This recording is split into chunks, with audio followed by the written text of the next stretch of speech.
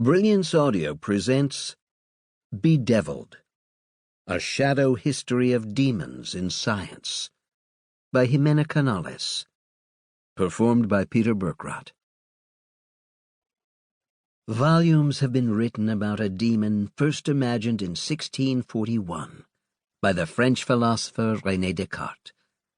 Descartes described a creature, using the Latin term malignum genium, who could remove the world in front of us and provide us with an alternative reality.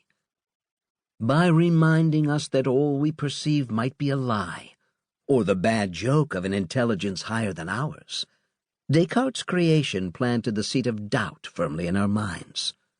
Against it, we have developed tools and techniques to better understand the imperfection of our senses and to exploit the power of pure reason.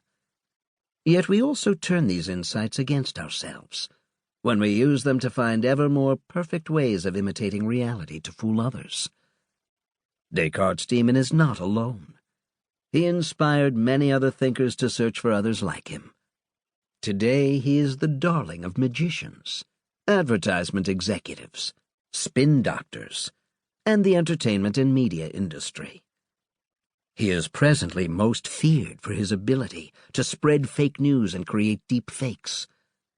Descartes' creation saddled us with the responsibility of making reason our master.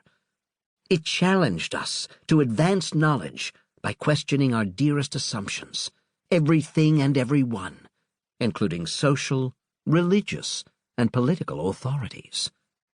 Thanks to him, skepticism and doubt continue to be the most powerful tools of scientific discovery.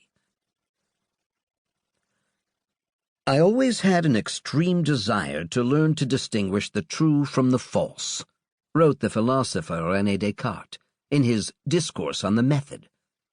The year was 1637. The task was not easy. Folk practices for judging reality and for distinguishing truth from superstition seemed perilously faulty, unsystematic, unreliable, and subject to error. Could they be replaced by a better, maybe even entirely rational method? Descartes worked hard to find ways to deliver us from a world of maddening illusions, to discover a method for distinguishing fact from fiction, and separating sanity from insanity. He articulated the best techniques he could think of. The process he came up with earned him the distinction of being the founder of modern philosophy and the father of rationalism. Scholars usually associate the beginning of the Age of Reason with his work, which is widely considered to mark the beginning of the natural sciences, and to have inspired the materialist and secular philosophies that would characterize the following centuries. The Cartesian era was one of brain over brawn. It proved to be exciting and wonderfully creative. Descartes gave his readers detailed instructions for how to fend off the demon who would carry his name. His demon's weakness resided in his inability to fiddle with certain basic facts, beginning with the inescapable reality that if one thinks, then one must be. "I think, therefore I am," stressed the philosopher, writing for the first time the original Latin phrase, cogito ergo sum, that to this day is widely recognized.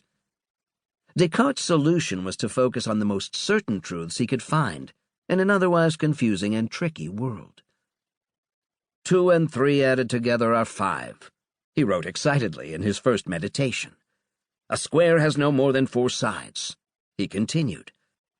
From simple examples like these, he sought to build up a method for determining all other ineluctable, transparent truths.